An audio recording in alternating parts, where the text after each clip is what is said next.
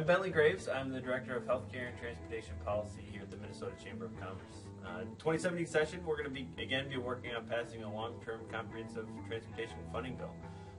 This has been a priority for us for a number of years. Unfortunately, the legislative session ended last year without a bill getting passed, but we feel really good about our prospects in 2017. We continue to believe the best way to get additional investment in our transportation system is to broaden the base of financial support for it. So 34 states use their general fund to support their state roads and bridges. Minnesota doesn't. We think that's a great place to start. Using the sales tax and auto parts and rental cars, the dollars that are already coming into the general fund that are related to transportation, let's use that to help build out our infrastructure. We also think that efficiencies should continue to be a part of that. MnDOT has made some progress in the last couple of years, becoming more efficient, capturing those savings and reinvesting in the system. We think that ought to play a long-term role in this package as well. The state ought to use all the tools at its disposal, including bonding, both for our state roads and bridges and our local roads and bridges.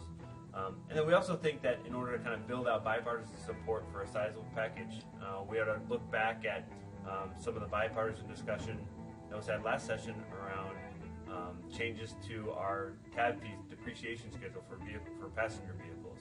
That may be another way to get investment into the system.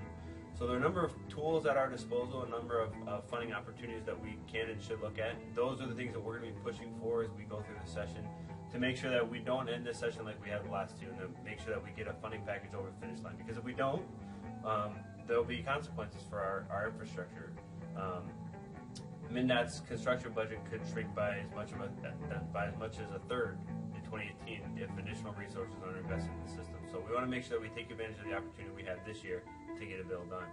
The other issue we're going to be working on with regard to transportation is bringing Minnesota into conformance with the Real ID law to make sure that come January 2018, Minnesotans can get on an airplane with their Minnesota driver's license, can get into federal buildings with their Minnesota driver's license. This is important for good business because a lot of Minnesota businesses rely on efficient air travel for their employees and require their employees to get in and out of federal buildings on a regular basis. So this is going to be an issue, top issue for us as well, and we look forward to working on that.